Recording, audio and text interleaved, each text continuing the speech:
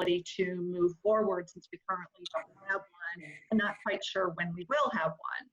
So the bond program, the SCIP program, was that for the round we just went through with our districts for round 34, we were relying on that capital bill for those projects that have already been selected.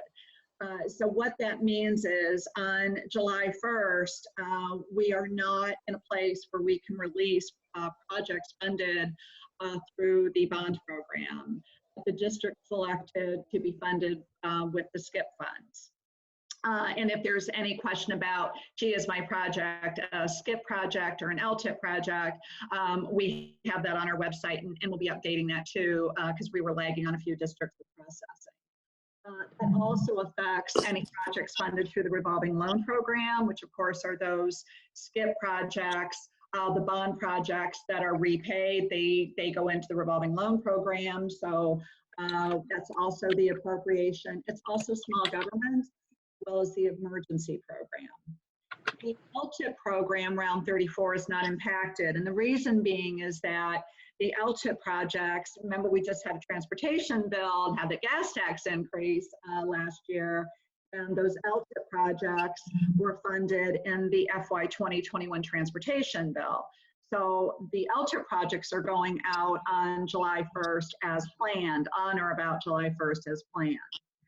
So what that also means is, again, not having a capital bill at this time, is that we have talked to all of our districts, and we have told them that right now that we're not releasing guidance, we're not releasing allocations for next fiscal year, that all of that is on hold. So they can meet to complete business for this past round for planning purposes, but that there is no money at this time to be able to announce any solicitations going forward until we have something else to speak to.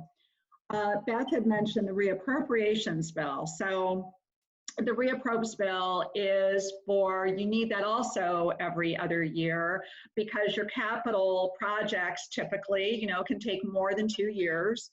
So many agencies are reliant on that reappropriations bill to have their capital funds turned over and extended for another biennium to be able to continue with those projects. Right now, we don't have a reappropriations bill either. We know that we will have one. It's not an uncertainty as we have with the capital bill. We know we're going to have a reappropriations bill. It's just a matter of the timing of that. We need one in place by July 1st to keep paying. I think many of you know that we have a shutdown around the middle of June, which is statewide. All state agencies shut down around middle of the month. Because there's a closeout reconciliation for the fiscal year since we run on a July through June fiscal year. So our books, we've given a guarantee date of June 12th, which is a Monday, that if everybody has their completed paperwork emailed in to us by the end of business on June 12th, we guarantee those to be processed and paid out by the end of the fiscal year. Before we shut down. So we gave ourselves a little time for processing and say, oh, we're going to keep processing, but we really encourage people to get things in by June 12th, meet that guarantee date.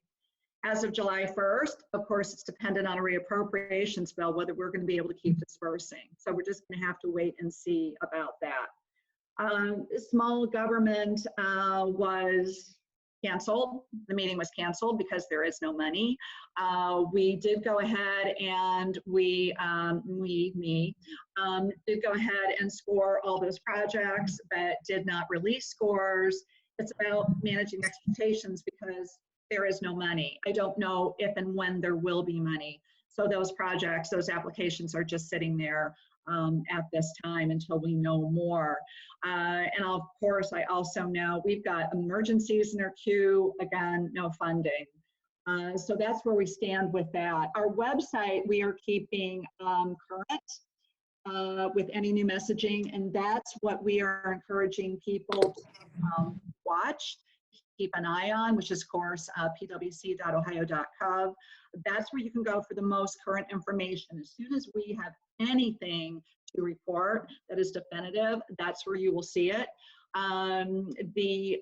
We speak to, you know, if your project is a round 34 project, what you can anticipate. Round 33 and older, what you can anticipate. We also talk about Clean Ohio. I know we have a few who work with Clean Ohio as well. We just did round 14. Some districts are actually doing a round B and finishing up round 14. We are releasing round 14 project agreements. They are in process, being released, have been released. But again, we have the issue of the reappropriations bill. So we have some folks with some rather large land deals telling them get those disbursements into us by our guarantee date, so we're not holding up any land acquisition projects. That's about it in a nutshell. And I know I went through that kind of quickly, so I am more than willing to entertain any questions. Well, the floor is open, gentlemen and ladies. Hi, Linda. It's Jim Cicero. Hi, Jim. Quick question for you. I'm on the vertical construction side, so I'm not as familiar with your agency as I am with OFCC. But when you talk about the capital bill and the uncertainty of it, I guess can you go a little bit more deeper into that, I guess? I mean, what's been the discussion around it? Do we feel that it will be significantly reduced after all this, or I guess, where is it going? And all we can do is you know, conjecture. I talk to a lot of folks on a regular basis, and the conversations are a bit varied. So, so please don't take any of this to the bank, because this is only speculation. With that reappropriations bill, of course, with vertical construction, school facilities, they're a big part of both the capital bill and the reappropriations bill. So any state funding, we're all in this together. The reappropriations bill, I'll start with that. We do know that it was in the planning by the end of March. It was essentially ready to go, but our state leaders in their wisdom said, you know, we don't know what's going to happen with state revenue. So that's why they put it on hold. We've not seen that. But with that being said, they also know that the reappropriations bill is critical to not just to us, but to so many state agencies and keeping our business moving forward. So we do anticipate the reappropriations bill. It's just a matter of the timing of that. The capital bill, however, is truly uncertain. We've heard things from there will not necessarily be a capital bill, but there will be something else in the next few months. It could be maybe not a capital bill, but they may call it a stimulus bill. But we are anticipating that there will be some type of legislation to help open up the economy at some point. But of course, you can understand reluctance, and when it comes to selling bonds, which our program is, our bonds really marketable at this time. So I think just we've got to get our economy moving to be able to you know, make that capital bill a part of the story. So and like you, we're all watching, you know, when are things going to open back up, and I trust and believe that our governor is going to open slowly and wisely to keep us all safe. But, you know, I do know our leaders are looking at potential revenue to make sure that everything can be supported. Is now the time to take on debt when we are having so many other issues right now that we're struggling with our economy. Thanks. I guess a follow-up to that, do you feel that they're strictly looking at revenue coming in and maybe not looking at a long-term stimulus plan due to the economy? I'm not real sure. You know, they have their task force. We've got a governor's task force. We have a House task force. I know they are looking at revenues. I know that there's been the agencies. We've all been asked to report on what we have, what we don't have.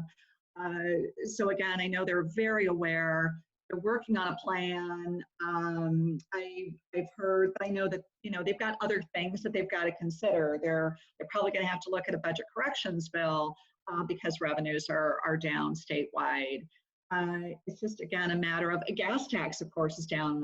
I spoke with ODOT Director Marchbanks a week or so ago, and we talked about what they are looking at with their forecasting and what they see coming in, and about a 30% decrease right now in motor vehicle fuel tax revenues.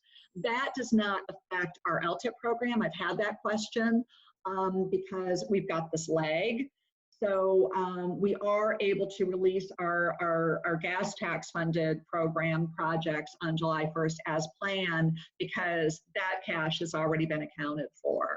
That would be something in the future that could catch up with us depending on where the economy goes from this point forward. Thank you. Mm-hmm.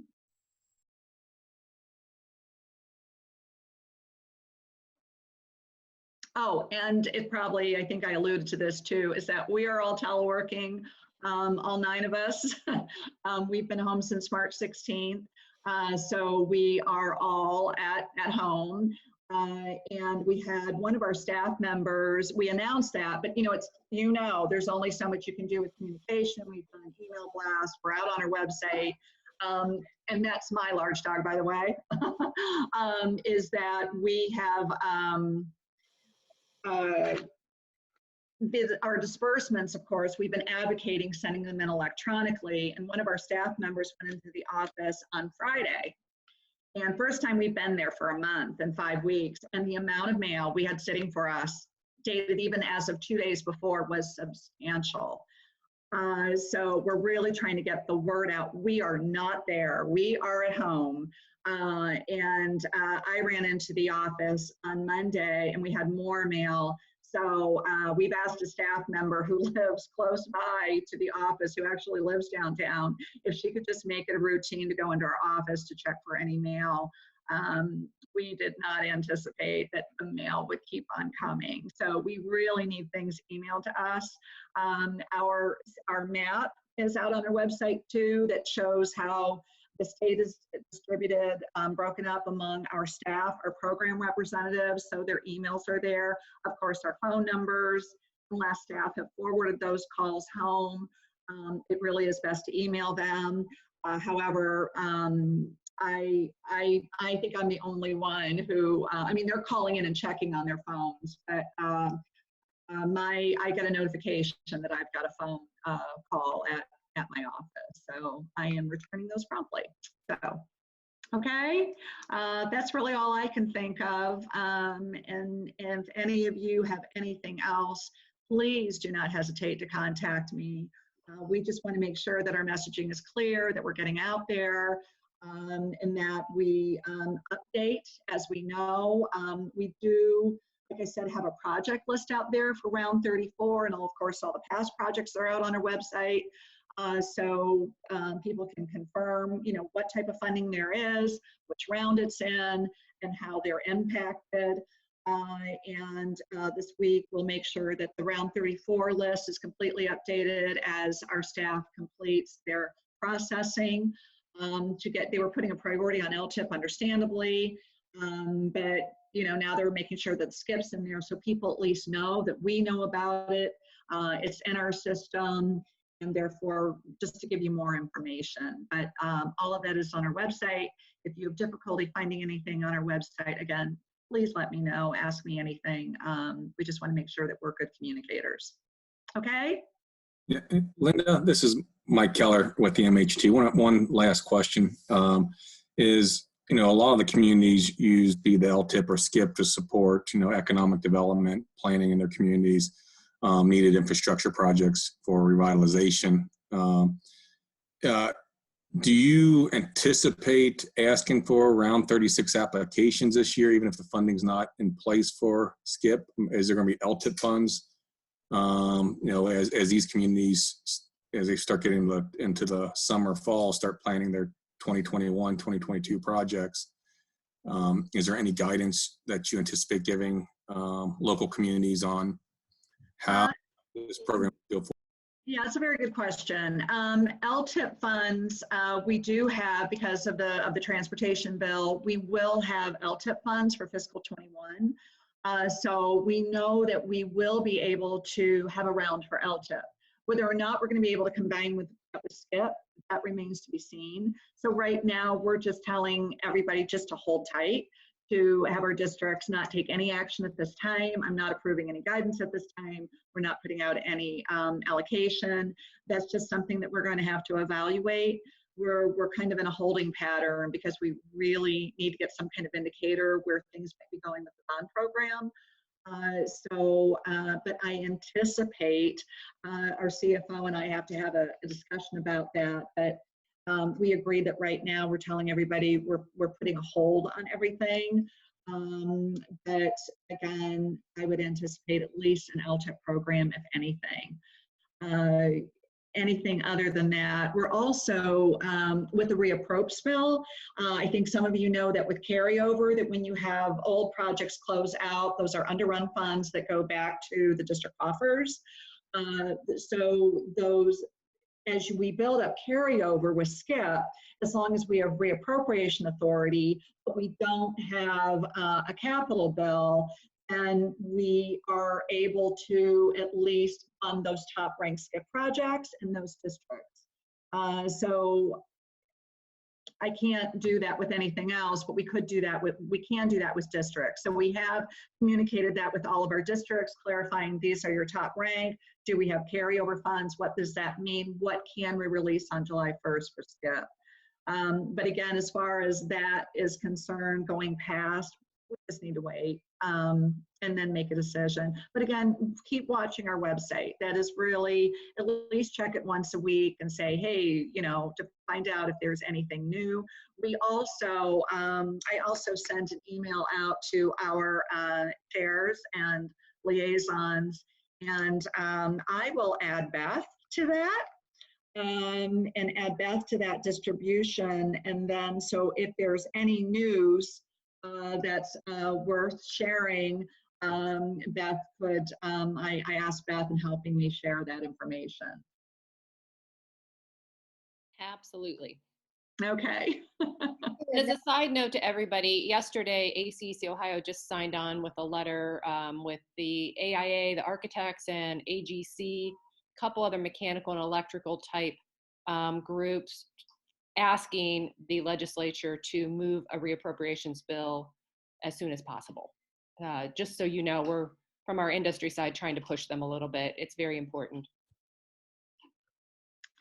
And thank you, Beth. I really do appreciate that. I've had a number of phone calls, people who are very supportive, and what can we do? How can we help? Who should we be talking to? And I really do appreciate that. And I just realized I failed to mention that I have had communication with our funding partners, such as ODOT. I was on a conference call with their districts about a week ago. I shared with them all of our Round 34 projects. So that they know, you know, what we can roll with on July 1st and what we can't. So I think they're contacting their folks and saying, gee, how do we account for, make up for those funds? Now, that also made me realize, I forgot to mention too, when we do get agreements out the door, when and if we are able to release those SCIP agreements, we are going to still date them for July 1st.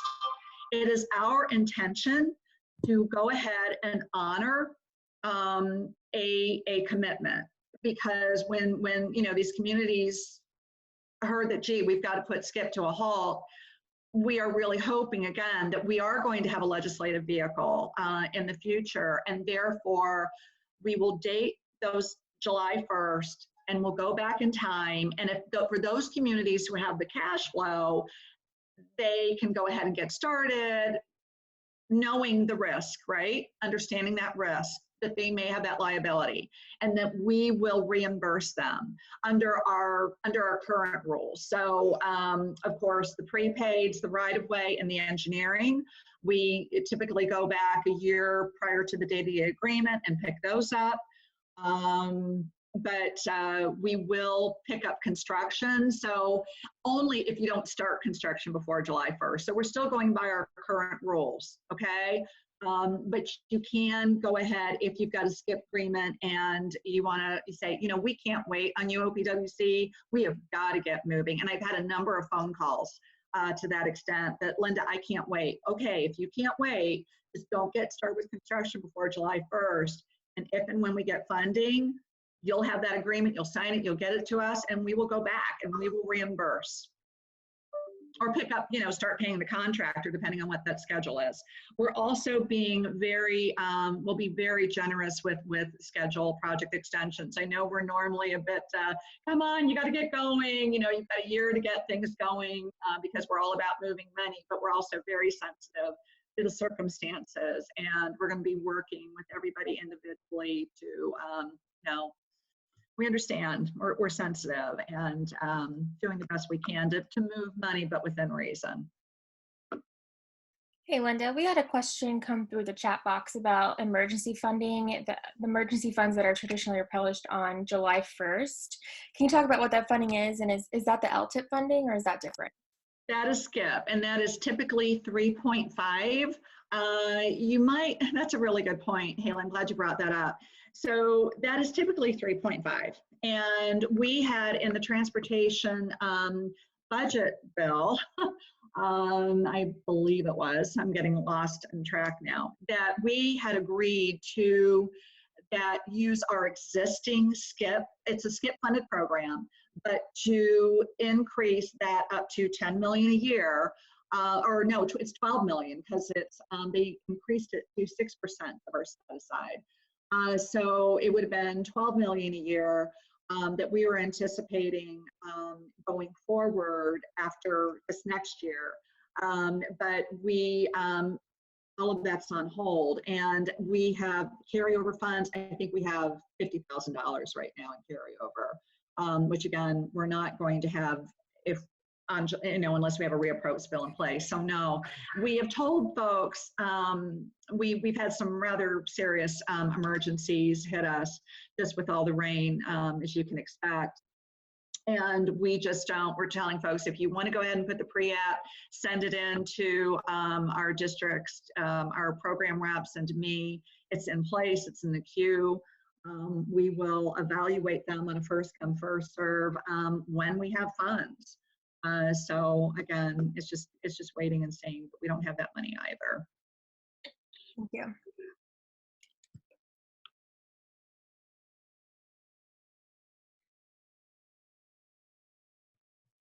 Well, if there are no more questions, Linda, thank you very much for taking time out of your busy schedule, even if you are at home. It sounds like you've got a lot to do. Just an aside, when you talked about the mail still coming, I just got emails yesterday from another state about renewing master service agreements, and they point blank said they will not accept anything by mail or hard copies. Everything has to be done electronically. So, you know, they're recognizing the same thing that you're saying. So you might even want to put that on the website, just, you know, as much as they can do electronically, to please do it. And we do, it is out there about we're not there. So email everything to us. And so we're doing our best to keep things moving electronically. And quite truthfully, not knowing, we've all heard, you know, the latest news, we're all listening to the latest news about how long this could go on. Even with reopening the state, I don't know what is anticipated for state employees.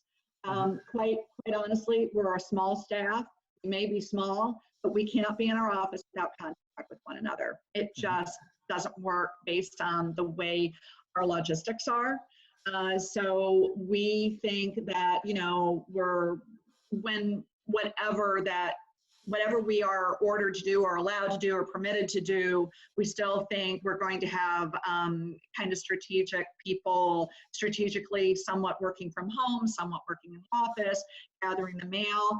This is also good for setting up for, I think a number of you have heard about our portal. We are continuing to work on our online portal, and that everything is going to go through electronically. So as our CFO and I were talking about this yesterday, he said, this is a good training ground because really, this is our future. for submitting everything to us electronically, because that's our intent with the portal. We're trying to get away from paper and, you know, electronic signatures. And so we used to say certain documents like with Plain Ohio, you've got to get those to us in paper, but we're certainly relaxing all that and trying to decrease that footprint and go all electronic.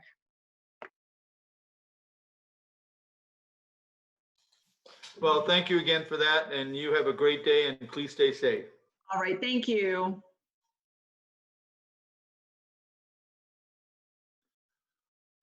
All right, well, that was enlightening. Not the greatest of news, of course, but it's consistent with everything else we've been hearing. So I guess we're just going to have to get used to this new normal. And as for me, with 40 people on the thing, I'm sitting 6 feet away from my computer. So so let's go on with the agenda. Everybody got the last meeting minutes that we had. Does anybody have any questions, comments, anything they want to bring up? I guess this is Jim Cicero. Have we heard from OFCC as far as what their process is on the contracts? Is all that on hold, do we know at this point? Jim, it's Beth. Any new project is on hold, correct? They're waiting on the capital bill also, or the reappropriations bill, to move any new projects forward. Anything that was in the pipeline already is still moving ahead. We did submit our comments on their one set of contracts. We were supposed to have a follow-up meeting. They canceled that when, you know, the stay-at-home order came, and it's not been rescheduled.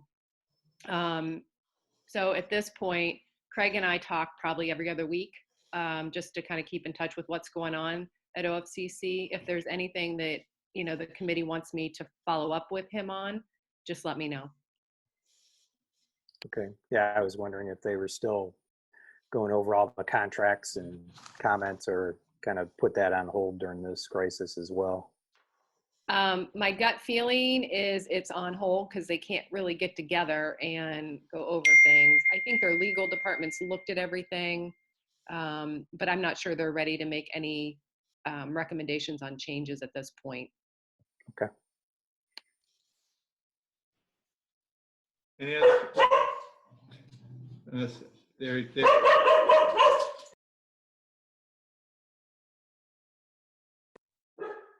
Sorry about that.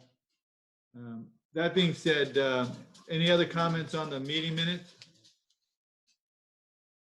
Okay, you also received an update or minutes from our last liaison meeting, which who knows when we'll have another one for a while, but it did go well. The OFCC was very appreciative of our responses on their contracts.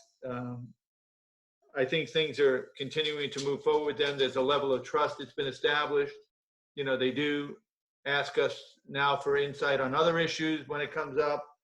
And they're listening to our comments on other things besides the 3 contracts on the delivery process. We've made some strides with consultant contracts. They even showed a new scoring method at the last meeting, as you can see in the minutes.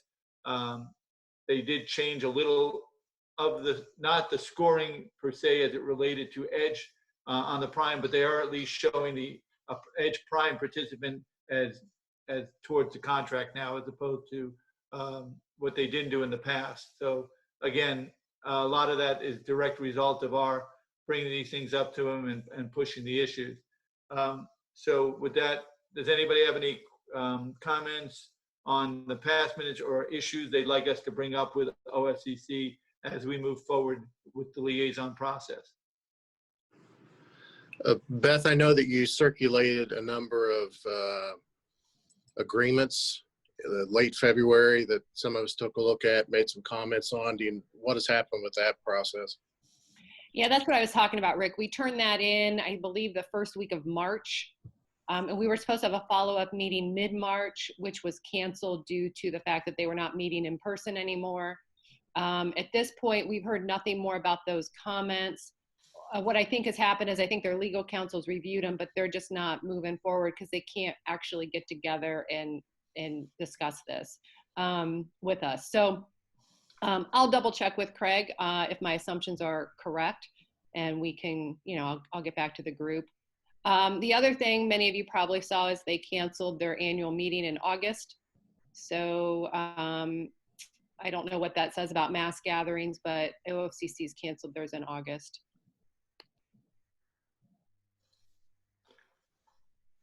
Okay, any other questions on the OFCC Liaison Committee or anything to do with OFCC? Hey, Rich, Hey, Jim Beth. Cicero again. I know this committee has met with Department of Administrative Services on the whole EDGE guideline, and just an observation, we've had a few firms come to us and say they are no longer EDGE. So it seems like that process that they talked about graduating firms is moving forward.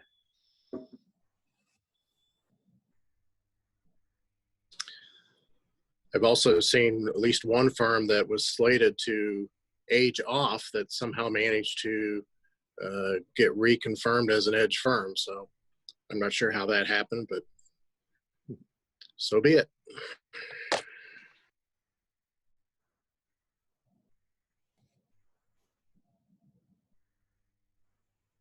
Okay, Beth, you want to give an update on, as best you can, on local and national? Sure. On a national side, National right now is working on that extension of the PPP program that we have an agreement on the Senate side. I think the House is due to vote on it on Thursday, another 300 and some billion into that program. So I know they've been working hard on that. They also are keeping their finger on the pulse when it comes to the next stimulus bill, which hopefully will include some infrastructure funds. Many of you know that AASHTO's asked for $50 billion for the state DOTs on that bill. A water legislation just came out yesterday from the Senate Public Works Committee. That was sent to our Environment and Energy Committee. Again, it's legislation coming out from the chair, but still it kind of gives an overview of where you might see some of the water stuff heading in DC. They've canceled their annual meeting, which actually would have started this Saturday. They're having a virtual board meeting that every member of ACEC is invited to. So if you're interested in that, it's on their website. I don't know, Haley, if we put it on our website yet, but that's something we can add to our website calendar. And finally, in lieu of the fly-in that they normally have with their convention, they're going to try to host some virtual meetings with legislators. And I just got a list last night. They want to meet with Congresswoman Kaptur, Congressman Gibbs, and Congressman Balderson from Ohio. Obviously, Kaptur's on appropriations, and Gibbs and Balderson are on transportation and infrastructure. So I think those are good for us to meet with those three. We'll try to set that up virtually. From the Ohio side, we just set up a safety committee that many of you know about. That committee is going to outline some protocols and best practices as we move back into business in Ohio. The governor and lieutenant governor have asked industries to get information to them on how we are going to open. So that committee is working on that right now. We expect to have some sort of draft by Monday. So it's a very quick moving committee. We just had our first meeting on Monday of this week. We have 3 safety directors and then 3 principals. Rick Allen sits on that committee. Many of you have seen our COVID resource page. If not, check out our website. We try to keep that as up to date as possible on all information that might be pertinent to your business from a state side, from a federal side, and from an advocacy side. I mentioned the letter that we're doing with AIA on the funding. We're also working on a letter that will go with our protocols that will basically tell the administration, the legislature, that you need to continue to fund engineering now because engineering leads into construction, and we know that construction is a big part of economic recovery. Linda was talking about a bomb package. The Speaker of the Ohio House put that idea out to do a bomb package for public works projects. She seemed a little skeptical of that. I don't know where that's going to go, if that's in lieu of a reappropriations bill or a capital bill, but that idea has been floated out. So we'll see where the administration lands on that. And, you know, we've got webinars going. Anything you need, just let us know. We're trying to keep you up to date with what's going on the state side, with meetings like this, and trying to keep you up to date from a webinar side. Everything's on our calendar, and we'll continue to push it out. We'll have a newsletter tomorrow, Haley, with additional information. Hopefully this AIA letter will be in there too. So feel free to call any of us, myself, Holly, or Haley. We are here for you. Just let us know. Thank you, Beth, and we do appreciate all the stuff you guys do with a limited staff. You guys do a great job, and it's well appreciated to be able to kept in the loop and see what's going on. The next items were, you know, obviously we're all at home, and some of the things we wanted to do are on hold, but I felt it was going to be a good time to say, you know, what can we be thinking about now or doing to be able to push some of our initiatives forward once this is over. I know one of the things was we got our resource paper published. We were on the docket to present at several forums. Did we get any done before the freeze, or was the first one right after it happened? We haven't had any yet. We're planning one for August, and then we recently submitted to OTEC. Okay. Still waiting to hear back on that one. Well, that'd be good if it makes OTEC. I can say that OFCC's reaction to it was very positive. They asked for extra copies at our last meeting, which we handed out. So that went well. I can also tell you that some of the people within our firm have given it to some of the cities, and they were very appreciative of it. And because there are things that, you know, we've been pushing QBS and a lot of other things for years, and there are still people that just don't get it or understand even the process. So I think that document's going to go a long way to help our cause as we move forward. So anything we can do now to set ourselves up, like you're saying, you know, applying to OTEC or things that we think are going to get back together. Then now with the cancellation of the OFCC thing, maybe we can even get that as a topic, you know, whether it's a TED Talk or even just something that's brought up by them when they do their introductions and stuff. It might be something we can think about. Any comments? Our other goals, and it's something I wanted to talk about, was, you know, we want to try to bring more, you know, MEP and vertical firms into the fold. You know, what can we do to improve that? Some of the things we had talked about were to invite them to regional meetings, which are not happening, you know, as guests and other things. But you know,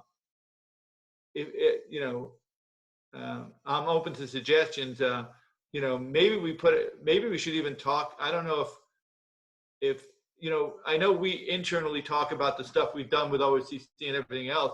Is there something we should put out and just send to MEP firms to say, this is what ACEC has been doing on behalf of MEP and vertical firms, and see if that shakes or rattles anybody's trees? Let me make a suggestion relative to that. Now that we can. Nice beard. Yeah, that's my COVID beard. Yeah, COVID beard. Yeah, you're right. Superstitious beard. That's my suggestion would be offer a webinar about topics, and you know, my favorite one is QBS, and offer a continuing education unit maybe relative to that.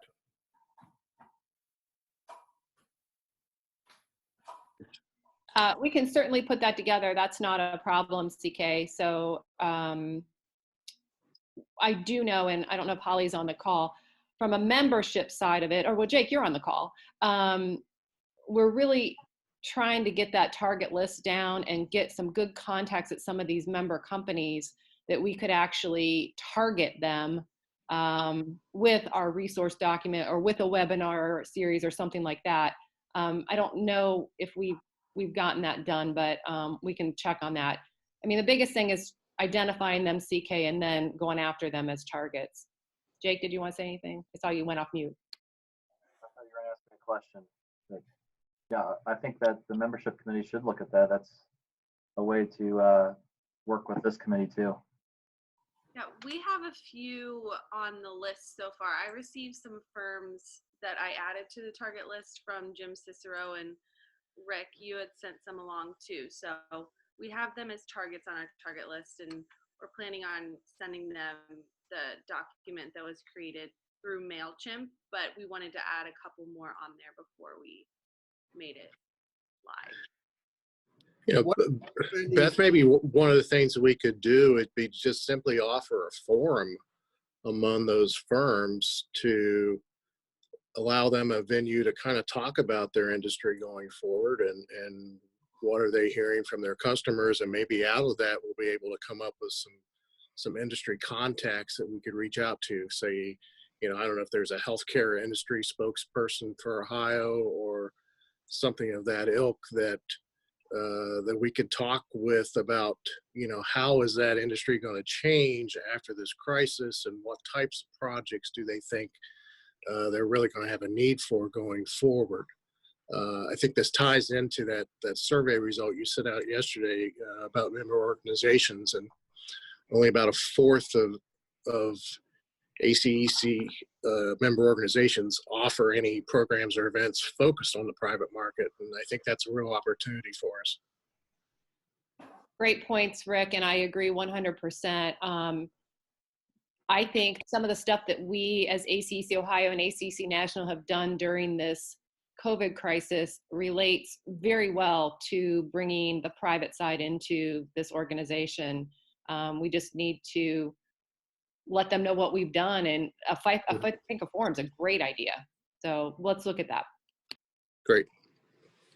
I was also suggesting that webinar to be offered to all the potential attendees of OFCC, the annual presentations. Will they give us a list of those? Well, we can always ask. How about that? Yeah. That's a good idea, CK. We'll see what we can come up with. That might give us some of our targets that we need. Okay. With that, I see that Beth added an item to the agenda, that she'd like to talk about the Economic Recovery Task Force. You want to talk about that, Beth? I can, and Jim, I know you had really wanted this on there, but I'll start it. If you want to add anything, please do. I didn't mention this during my report because I knew it was an item.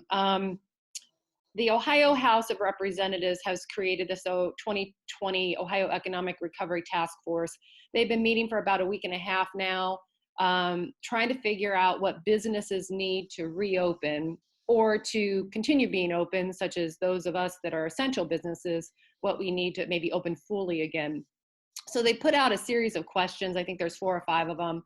We sent it out to our board. We had one member respond. That was Rod Summer, our board chair. We sent that into the task force.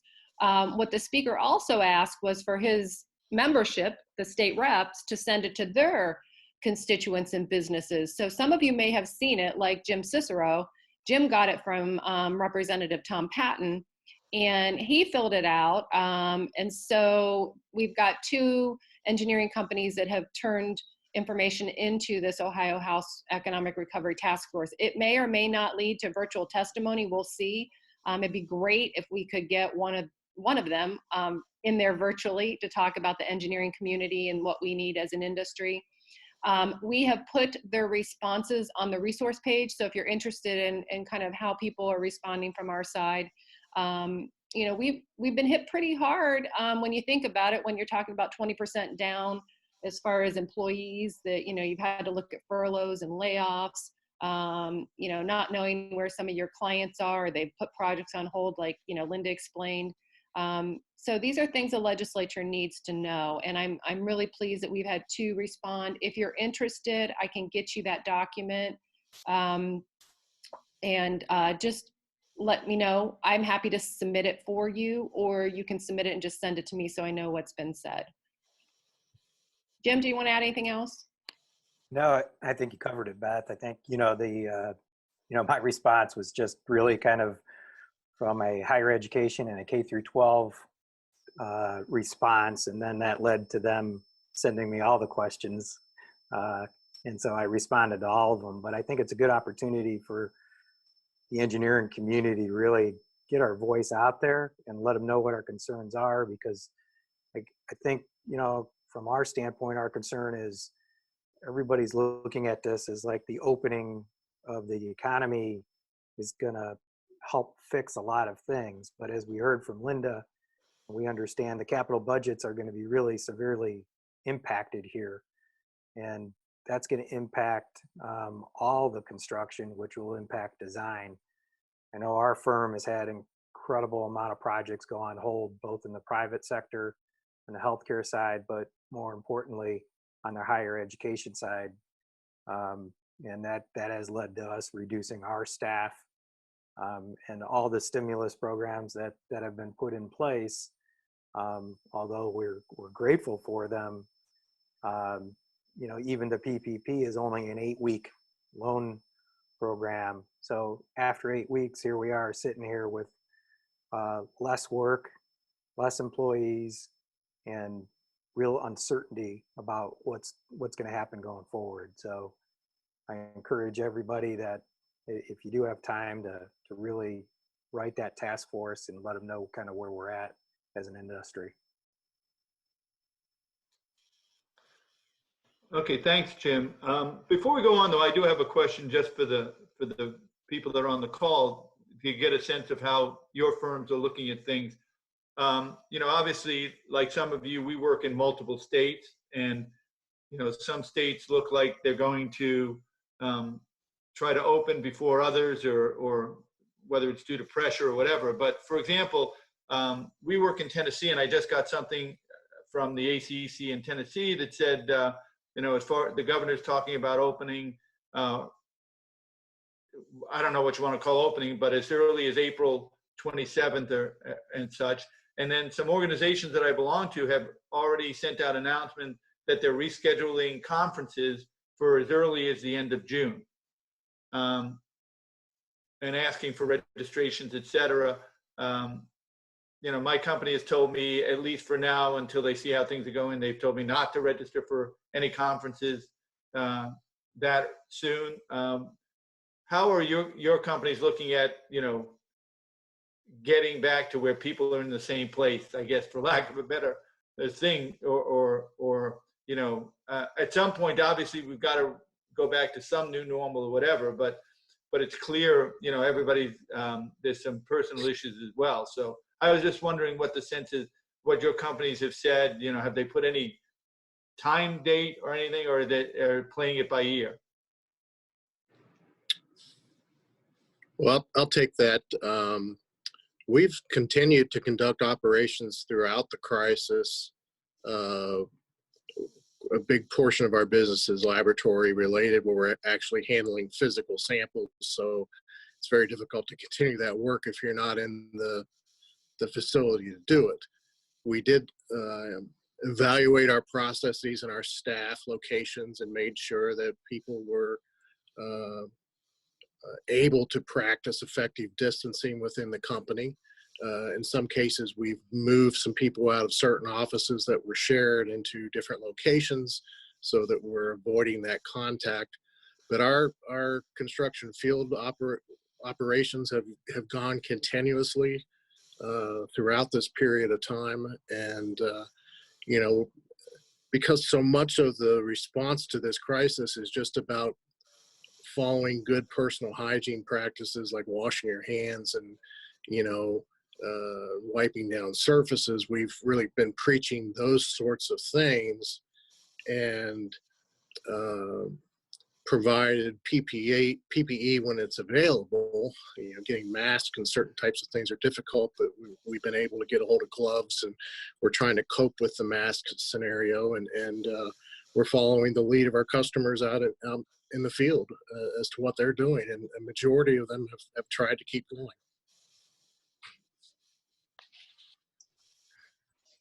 We do have some employees, I would say probably 50 or 60% of our people in our engineering operations that are normally working in the building are working remotely at least part of the time. They still come in. We've had some administrative assistants, for instance, with childcare issues that we've made arrangements for them to either be able to work remotely, or they work remotely part of the day, then come in the afternoon to handle certain administrative tasks that are done. So we've managed to keep things going pretty effectively. One of the things I've noticed in listening to participating in a lot of these calls is, from our perception, our business hasn't changed that much. Obviously, we're doing some personal hygiene and cleaning things that we weren't doing before, but we're pretty much conducting business as we normally have, although we don't do large gatherings of people anymore. So I think it's feasible. We've certainly been able to keep going and haven't had any infections within our workforce. There's been a couple infections on job sites that have resulted in some corrective actions, but beyond that, we're doing all right. Yeah, our company's got all of our offices currently closed, and we're working remotely. And our company's safety department is putting together a reopening plan, which will not be dependent upon states, so to speak. States may open sooner than our offices will. Until our plan is fully set and established, we're not going to allow people back into our offices. I don't think whatever normal is going to be when we come out of this, it's going to take longer than it took to shut it down. That's how we're viewing it. And we know a lot of customers are going to be, or clients are looking at things from the standpoint of they've got to rebuild their businesses and their cash setup and feel more secure before they're going to move forward with projects that have been put on hold. So it really is going to be an impact on our business. We just probably don't know how much yet. I can kind of, we're in between the two comments which are being made. Are about 90% of our staff who did design work or work in the office are all working from home. And it was pretty easy to do that part. But people who have to come into the lab and or in the field are continuing to work. However, about 5 to 7% of our work in the private market has been either delayed or canceled. And just one state, which Pennsylvania, stopped construction activity, and that hurt us there. But actually the other offices are getting more work, more requests for proposals, and we have gotten more awards within the last few weeks, which is encouraging. However, our major concern is 6 months down the road, is particularly because of the fact we do about 50% of our work is in the public market, and we know the public agencies are going to be hurt. And so our concern is more of the 6 months down the road as well as in 2021. Well, I appreciate that input. Actually, maybe I missed, my question wasn't understood, because actually we're in a similar boat. All our offices are in fact closed, and 100% of our people, except for construction inspectors, are working remotely from home. And we are conducting business as usual, but electronically. We've had bid openings through, the Zoom or Ring Central meetings and things like that. My question is more is what are company policies going to look like as CT was saying, when we have to deal back with the public, like a conference or I do a lot of business development, obviously. So I've been impacted maybe more than the designers, clearly, because I can't go and meet with people, and some people will take a call, some won't. At least our design meeting, I've been involved in design meetings, and the clients are more than willing to do meetings on the, remotely. That's worked really well. As much as possible. I'm just wondering what the reintegration into public settings has been talked about in your firms. Hey, Rich, Jim Cicero. So we just talked about this morning, and what we're saying, a lot of it is going to be a phased thing, just like everybody's talking about. I know we have many staff members that are schooling their kids from home now. It sounds like that's going to continue the rest of the year. So it sounds like we're going to have a portion of our staff actually working remote because they need to be home with their children. As far as reintegration with our clients and conferences, we've put an indefinite hold on conferences, indefinite hold on domestic travel. And then what we're doing is kind of doing it on a client-by-client basis as far as going to the field. Now, we work in hospitals, so we've had some of our staff members that have been going to hospitals to work on projects, which is obviously one of the hot zones, but we follow all their protocols. So I think from our standpoint, it's going to be a phased process, and it's going to be over a long length of time.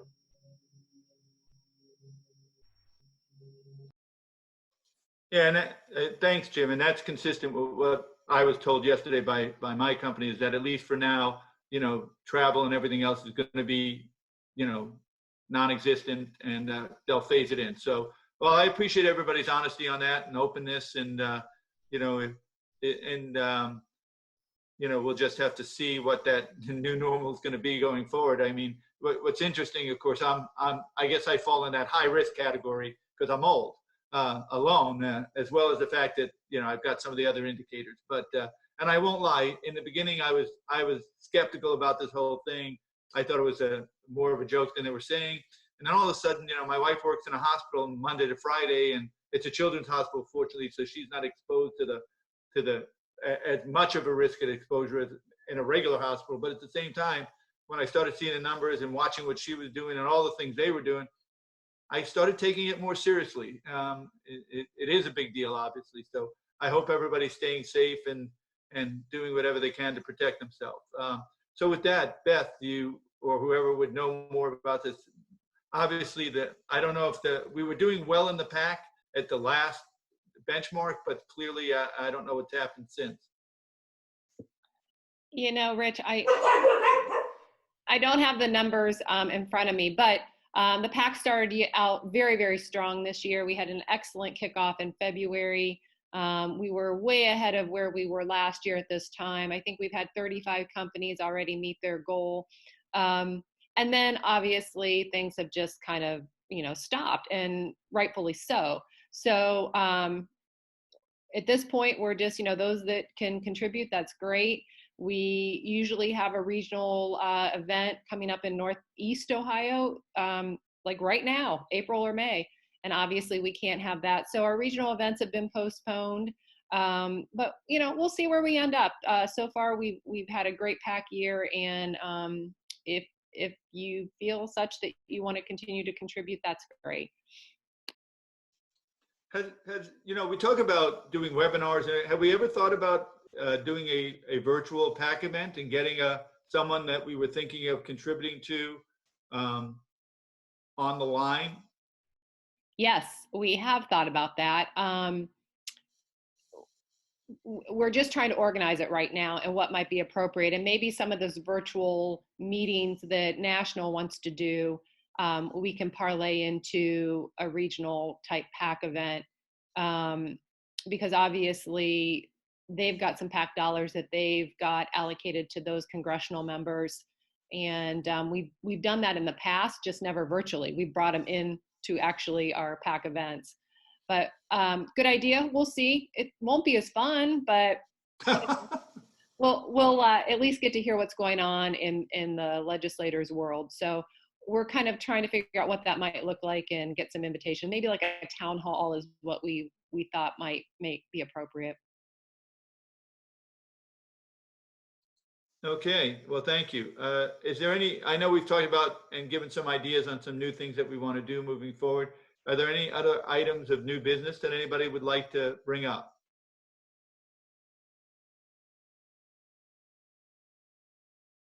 Okay, hearing none.